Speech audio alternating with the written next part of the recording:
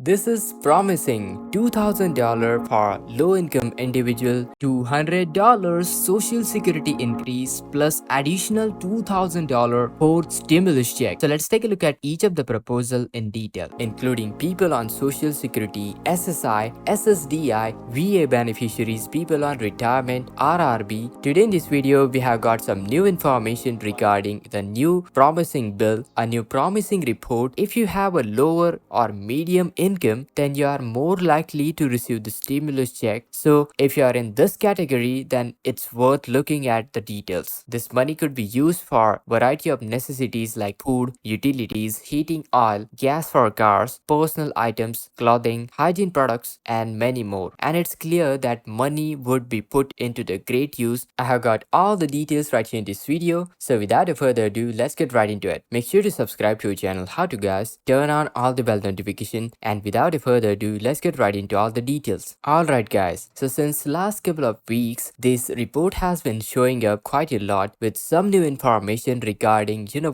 quite promising details when it comes down to social security benefits. Now actually this report is quite promising, and what this report is actually all about, I will go into the depth. Now this report is talking about government, and according to the report, guys, government is now looking into exploring a new idea of providing automatic $2,000 monthly stimulus check for low income citizens. And now of course this is something that's still in works, and it's already something that I'm sure many people are very excited about, and definitely many people on the way might be wondering how this is going to work and what are the details. So now speaking of the eligibility criteria, government is still in process of determining who is eligible for receiving these monthly checks and what will be the exact criteria for the eligibility, and they are still figuring out what will be the exact criteria for this program. However, it looks like it will be specifically for those people who are low income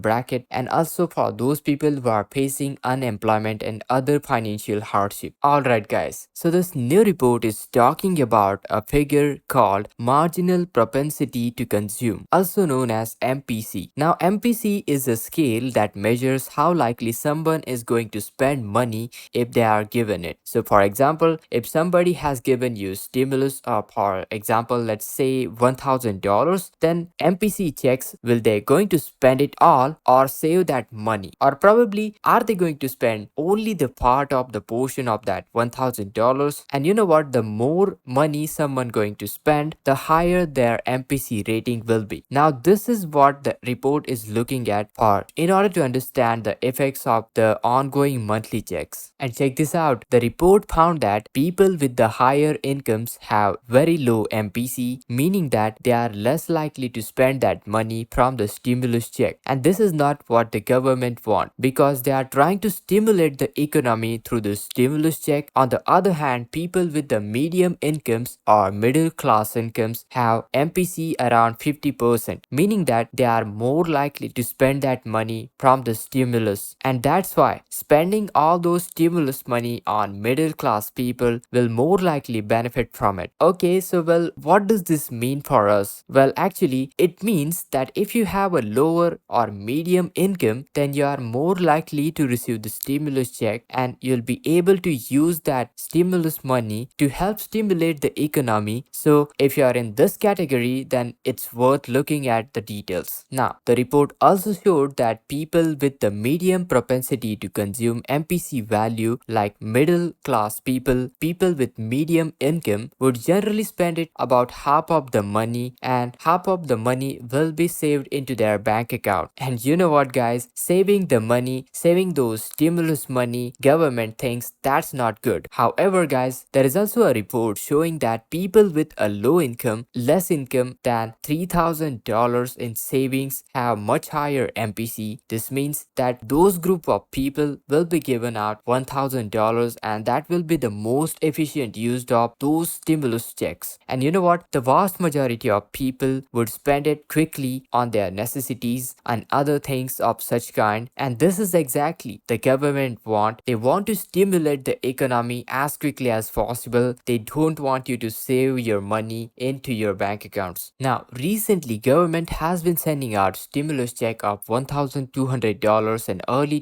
2020, $600 in late 2020, and also $1,400, the third stimulus check in early 2021. However, guys, upon doing some research, they found out that a lot of this higher income and middle income people are most likely banking those money, or they will be putting those money into the stock market, which is actually not they want. They want us to stimulate the economy as soon as possible. They want this money to be consumed as soon as possible into the economy and not to be invested. So according to this report, if they want a strong and robust economy, they don't need to send out stimulus check to 85% of the population. Instead, they only need to send out ongoing monthly checks, those stimulus check of $2,000 for those exact individuals who are on low income and have less than $3,000 in savings. And this is because, you know what, they know that these individuals have high MPC, meaning that about 80% of that money will be spent very quickly, and they are not going to store that money into their bank account. That's why, as for the reports, it has been estimated that if $2,000 is given to the people, you know what, around 80% or more would be spent. That means that at least $1,600 or more would be spent per person. This money could be used for variety of necessities like food, utilities, heating oil, gas for cars, personal items, clothing, hygiene products, and many more. And it's clear that money would be put into the great use and would make a huge difference for those on low income and fixed income. Now, in order to make this happen, the percentage of the population receiving those payments would not need to be too high, so that would be around 20% or so. This money would be spent on an ongoing basis and would be a great way to help those people in need. And you know what, guys, there are a lot of people on low income, fixed income. As you may know, there are many people out there, those who need the extra money, especially those who receive the SSI benefits. For example, you know what, especially for those group of people who receive their supplemental security income, that is SSI benefits, the most amount of money that they can have in their savings is $2,000. And that is the reason this could be life changing for so many SSI recipients. Now, speaking of this program, it looks like it will be specifically for those low income people, people on SSI, those low income bracket people will be included, and also people who are facing unemployment and other financial hardship will be included as well. And speaking of the current details, and speaking of when it will be implemented, well, currently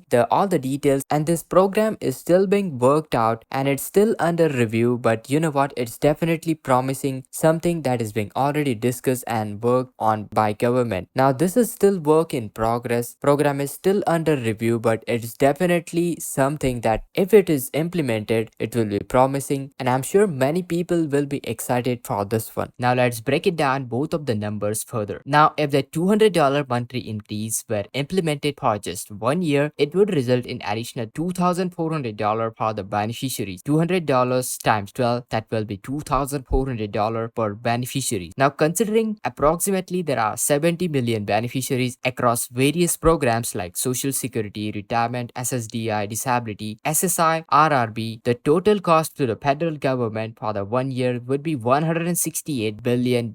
And this is the cost that the government will be going to cost for 1 year. While on the other hand, if they were to distribute $2,000 for stimulus check, a one-time payment to same 70 million beneficiaries, those same group of people, that would be going to cost $140 billion, and that would provide each of the beneficiary a lump sum payment of about $2,000. Now, do let me know which one better suits your particular needs, whether it's $200 per month or $2,000 one-time lump sum payment. Do let me know in the comments down below. Before we proceed further, it's very important to note that these numbers are estimates and depend on to the specific details of the proposed plan. So what is the key takeaway from this one? The total cost for the federal government for implementation of Social Security Expansion Act would be $168 billion per year, and for the fourth stimulus check for $2,000, a one-time check, it would be costing around $140 billion. So in terms of the cost, the $200 increase would require additional $28 billion for the federal government compared to stimulus check. However, guys, one crucial aspect to consider is taxes. While stimulus check have been generally non-taxable in the past, Social Security benefits may be subject to the taxation. In certain circumstances, stimulus checks are considered refundable tax credit and not counted as your income, which means they don't affect the other resources or result in additional amount of taxes. However, guys, a $200 monthly raise into the social security benefits may be taxable depending on your annual income. So if your income exceeds $25,000 as an individual or $32,000 as a married couple, then your benefits may become taxable. So that's the downside of $200 per month benefit increase. Now let's examine the implication of these differences. With $2,000 post-stimulus check, you would receive a lump sum payment, one-time payment, which is not taxable. And this will be immediate funds that you have available in your in your bank account. However, guys, $200 per month benefit raise, while providing the smaller upfront amount, it could potentially result in larger overall benefits. We are talking about $2,400 per year. But keep in mind that if your income is close or to exceed the taxable threshold, then the tax implication may reduce your net gain from that raise. I hope you found this report quite useful. Make sure to hit that like, share this video, subscribe to our channel, and this is Kedar from How to Guys. See you in the next video.